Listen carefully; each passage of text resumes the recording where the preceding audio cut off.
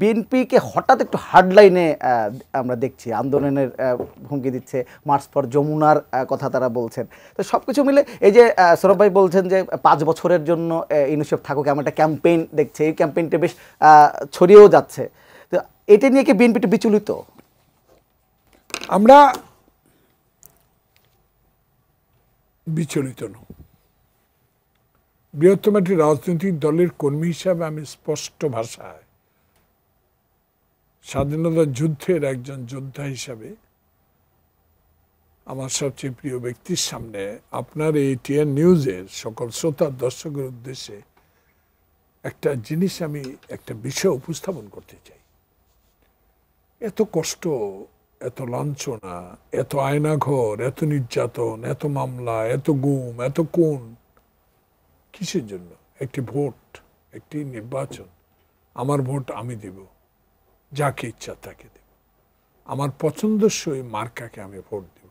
এই সাবজেক্টটাকে সামনে আনার জন্য, এই বিষয়টাকে সামনে আনার জন্যই তো দীর্ঘদিন আমরা আন্দোলন করছি। কেউ যেন আর ক্ষমতায় এসে বিচারকের এজলাসে লাথি না মারে, কেউ যেন ক্ষমতায় এসে বিচার তার পক্ষে না গেলে বিচার ভবনের সামনে আবর্জনা না ফেলে, কেউ যেন আবার নিজের দলীয় লোককে প্রধান নির্বাচন বা প্রধান বিচারপতি না করে বাংলাদেশের সামাজিক ব্যবস্থা, গণতন্ত্রকে টিকিয়ে রাখার জন্য যারা ব্যবস্থা গ্রহণ করবে তাদেরকে ক্ষমতা আনার জন্য তো এই 16 বছর হাসিনার বিরুদ্ধে আন্দোলন এবং জুলাই বিপ্লবে যে আন্দোলনটা বৈষম্য বিরোধী, কোটা বিরোধী আন্দোলন থেকে এই পর্যায়ে যারা নিয়ে আসছে, শুধু একটি দল নয়, একটি ছাত্র সংগঠন নয়, সকলের সমন্বয়েই তো এই আন্দোলন সফল হয়েছে।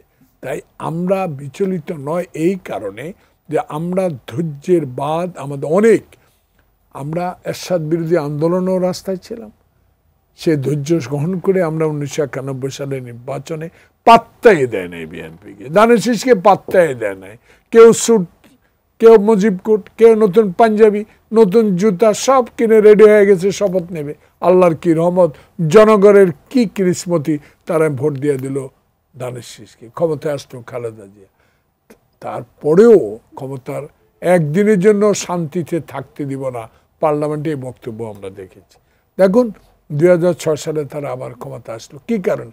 যদি লগিবইটা দিয়ে মানুষ মারা যে অস্থিরতার সৃষ্টি করেছে, 111 আনার যে ব্যবস্থাটা করে দিয়েছে, কারা? আওয়ামী লীগ। সে আওয়ামী লীগের বিরুদ্ধে, ফ্যাসিস্টের বিরুদ্ধে আমার ভাইয়ের রক্তের বিনিময়ে অর্জিত আজকে যে কথাগুলো, সেই কথাগুলোতে সরকার কেন কর্ণগোচর করছেন না?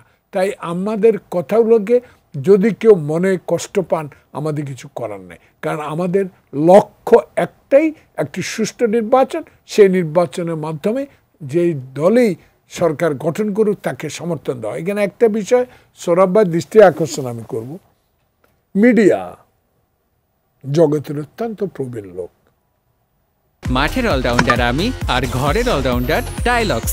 টাইলক্স টয়লেট ক্লিনার, ক্লিন মানেই টাইলক্স। এখন তো মিডিয়া স্বাধীন।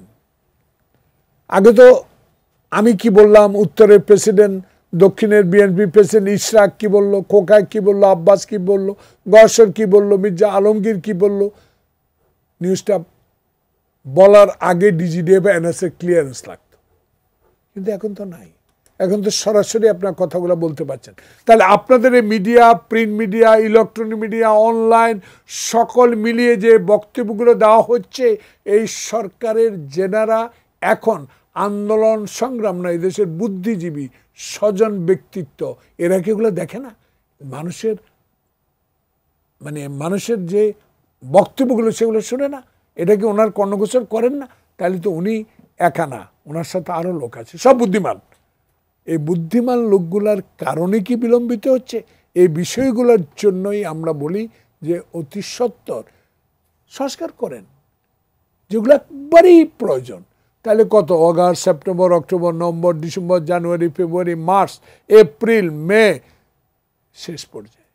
তাহলে আজকে 10 মাস অতিবাহিত যাচ্ছে, এখনো সংস্কারের নতুন করে ডেলি আলোচনা, কমিশন।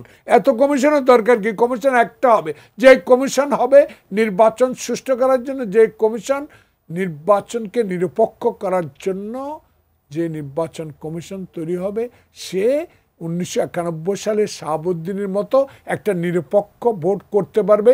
একজন সিপাহী ডান্ডা আর রশি নিয়ে দাঁড়িয়ে ভোট করে দিয়েছে। সেই ভোট করার জন্যই তো আজকে তার সংস্কার হবে না? কিসের সংস্কার? সংস্কার তো একটা করবে, যে সংস্কারের মাধ্যমে সুষ্ঠু নির্বাচন হবে। কিসের এত সংস্কার? ওনার কি দায়িত্ব? ওনার দায়িত্ব এত লোক না। কেউ কেউ কেউ মুজিবের মার মানে স্ত্রীর পাঠ করেও জেলে যাবে না, আর কেউ বোর পাঠ করে জেলে চলে যাবে, আবার আব্দুল হামিদকে চলে যেতে সাহায্য করবে, আবার কেউ কেউ বলে যে 600-700 লোক কোথায় কোথায় আশ্রয় নিয়েছে। এগুলো আমার কথা না, জনগণের কথা। এইসব মানুষের দৃষ্টিভঙ্গি অন্যদিকে ফিরিয়ে নেওয়ার জন্য আব্দুল হামিদ কাণ্ড, আইবি কাণ্ড, কি নুসরাত কাণ্ড, এইসব থেকে বিরত থেকে দেশকে সচ্ছল করার জন্য এখন এই সরকারের উচিত, এই সরকারের দায়িত্ব, যেটা প্রয়োজন। সংস্কার তো আমরাই করছি, 31 দফা দিলাম না 2022 সালে, তো সংস্কার তো আছে, সংস্কার তো সরকারই করবে। এনসিপিতে বলছে শুধু একটা নির্বাচনের জন্য এত লোক প্রাণ দেয়। এনসিপি কোন দিন জন্ম নিচ্ছে? তাদের কথা তো আমরা তাদেরকে অভিনন্দন জানাই, কথা ভালোই বলে, কিন্তু এমন কথা বলা উচিত না যেটা ইউনুসের ঐক্যকে বিনষ্ট করে দিচ্ছে। এমন কথা বলা দরকার নেই, এমন কথা বলার প্রয়োজনীয়তা নেই। ওনারা স্থানীয় সরকার নির্বাচন চায়, আরে ওনার তো এখনো ঘর থেকে বের হতে পারেন নাই, ওনারা তো এখনো জেলা জেলাও যেতে পারেন নাই, ওনারা বিভাগে যেতে পারেন না, ওনারা এখনো বসে বসে স্থানীয় সরকার নির্বাচন চাচ্ছে, নির্বাচন কমিশনকে অপসারণ করা, বিরোধিতা করার জন্য 200 লোক যা মিছিল করছে।